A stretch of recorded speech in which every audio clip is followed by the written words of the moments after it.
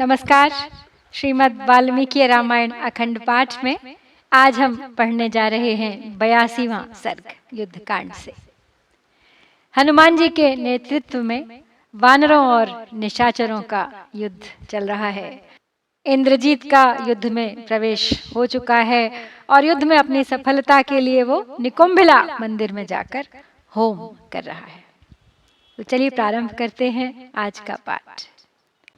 श्रुत्वा तु भीम निर्ह्रादं शक्राशने समस्वनं वीक्ष्यमाणा दिशः सर्वा दुद्रुवुर्वानरा भृशम् तानुवाच ततः सर्वान् हनुमान् मारुतात्मजः विषण्णवदनान् दीनांस्त्रस्तान् विद्रवतः पृथक्। कस्माद् विषण्णवदना विद्रवध्वं प्लवङ्गमाः त्यक्तयुद्धसमुत्साहाः शूरत्वं क्वनु गतम् पृष्ठतो अनुव्रजध्वं मामग्रतो यान्तमाहवे शूरैरभिजनोपेतैर्युक्तं हि निवर्तितुम् एवमुक्ताः सुसंक्रुद्धा वायुपुत्रेण धीमता शैलशृङ्गान् द्रुमांश्चैव जगृहुर्हृष्टमानसाः। इंद्र के वज्र की गड़गड़ाहट के समान उस भयंकर सिंहनाद को सुनकर वानर संपूर्ण दिशाओं की ओर देखते हुए जोर जोर से भागने लगे। उन सब को विषादग्रस्त, दीन एवं भयभीत होकर भागते देख पवन कुमार हनुमान जी ने कहा, वानरों, तुम क्यों मुख पर विषाद लिए युद्ध विषयक उत्साह छोड़कर भागे जा रहे हो? तुम्हारा वह शौर्य कहाँ चला गया? मैं युद्ध में आगे आगे चलता हूँ, तुम सब लोग मेरे पीछे आ जाओ। उत्तम कुल में उत्पन्न शूरवीरों के लिए युद्ध में पीठ दिखाना सर्वथा अनुचित है।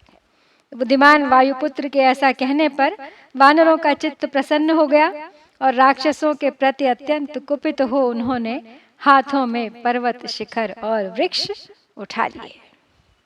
अभिपेतुश्च गर्जन्तो राक्षसान् वानरर्षभाः परिवार हनुमन्तमन्वयुश्च महाहवे स तैर्वानर मुख्यैस्तु हनुमान् सर्वतो वृतः हुताशन इवार्चष्मान् दहच्छत्रुवाहिनी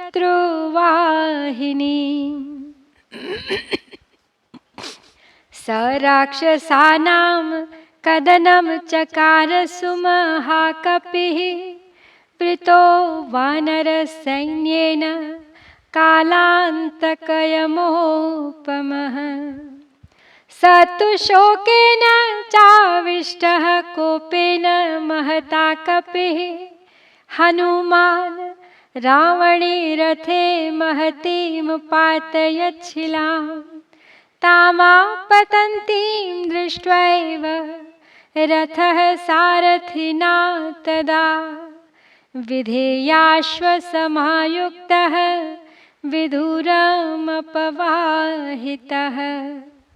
तो अब सभी श्रेष्ठ वानर वीर उस महासमर में हनुमान जी को चारों ओर से घेर कर उनके पीछे पीछे चल दिए और जोर जोर से गर्जना करते हुए वहां राक्षसों पर टूट पड़े। उन श्रेष्ठ वानरों द्वारा सब ओर से घिरे हुए हनुमान जी ज्वालामालाओं से युक्त प्रज्वलित अग्नि की भांति शत्रु सेना को दग्ध करने लगे।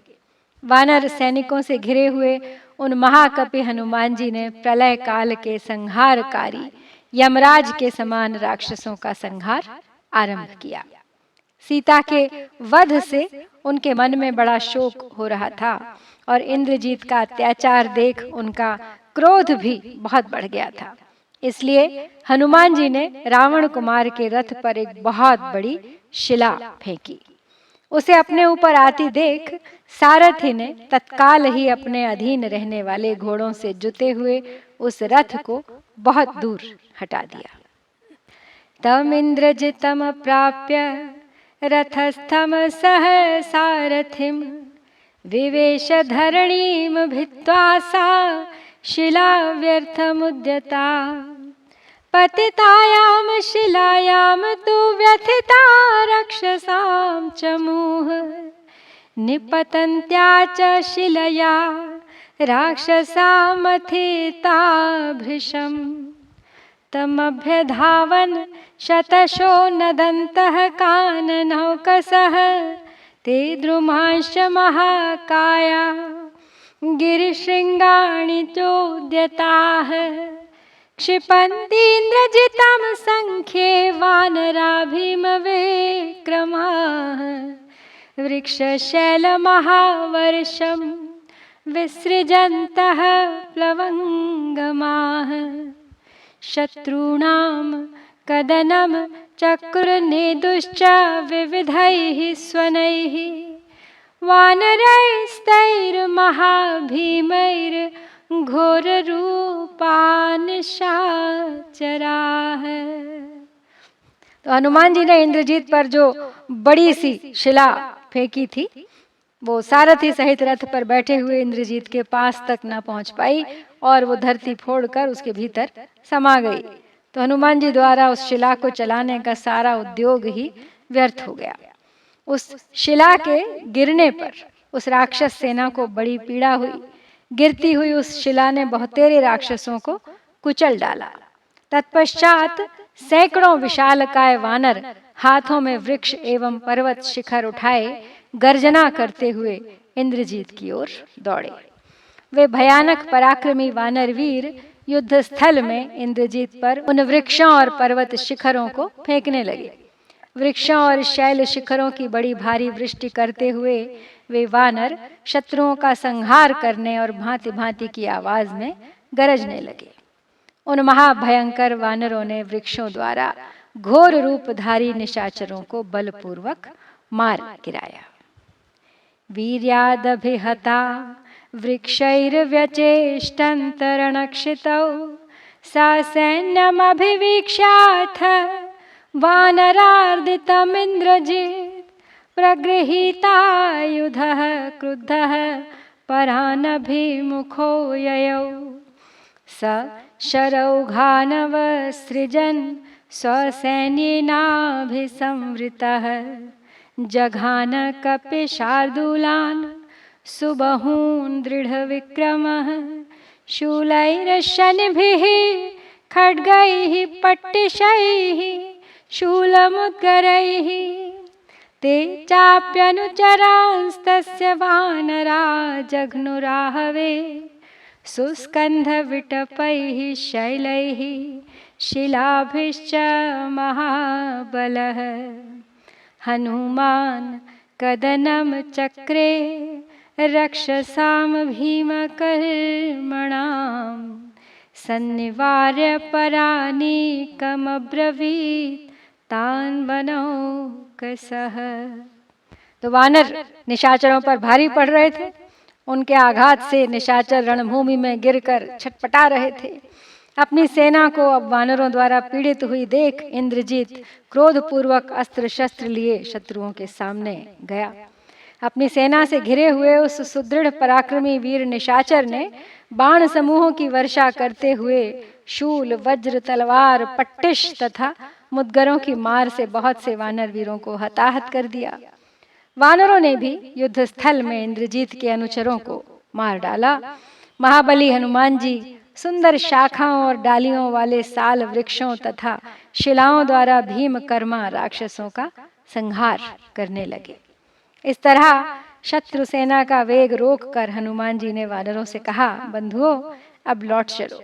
अब हमें इस सेना के संहार करने की आवश्यकता नहीं रह गई है।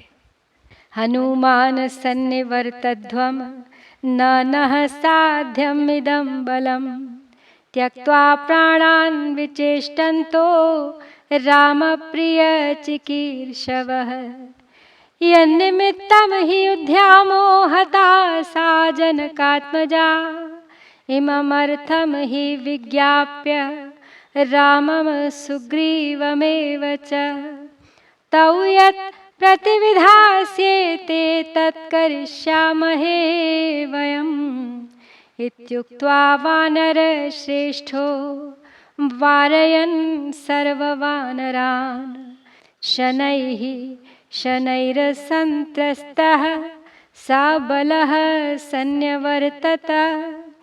ततः प्रेक्ष्य हनुमन्तं व्रजन्तं यत्र राघवः स होतु कामो दुष्टात्मा गतैश्चैत्यं निकुम्भिलामधिष्ठाय पावकं जुहवेन्द्रजे। यज्ञभूम्यां ततो गत्वा पावकस्तेन रक्षसा हूयमानः प्रज्ज्वालहोमशोणितभुक्तदा। सार्चिः पिनद्धो ददृशे होमशोणिततर्पितः सन्ध्यागत एवादित्यः सुतीव्रो अग्निः समुत्थितः। अथेन्द्रजित्राक्षसभूतये तु जुहाव हव्यं विधिना विधान्वे।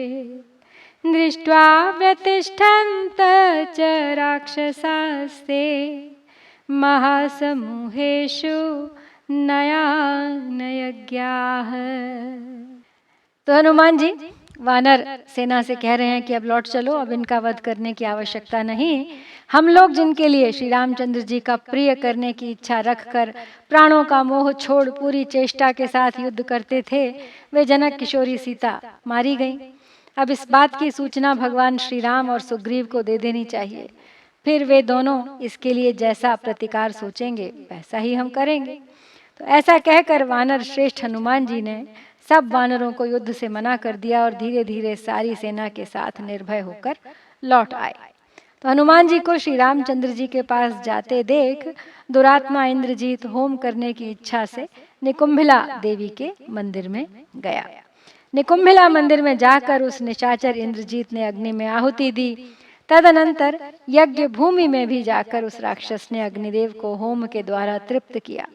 वे होम शोणित भोजी आभिचारिक अग्निदेवता आहुति पाते ही होम और शोणित से तृप्त हो प्रज्वलित हो उठे और ज्वालाओं से आवृत दिखाई देने लगे। वे तीव्र तेज वाले अग्निदेवता संध्या काल के सूर्य की भांति प्रकट हुए थे। इंद्रजीत यज्ञ के विधान का ज्ञाता था।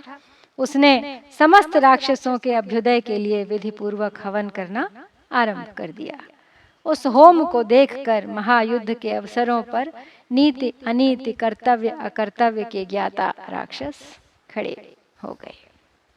यहाँ पर हम श्री वाल्मीकि निर्मित आर्ष रामायण आदि काव्य के युद्ध कांड में 82वां सर्ग पूरा करते हैं। इत्यार्षे श्रीमद् रामायणे वाल्मीकिये आदि काव्ये युद्ध कांडे 82तमः सर्गः। ओम श्री सीतारामचंद्राभ्याम नमः।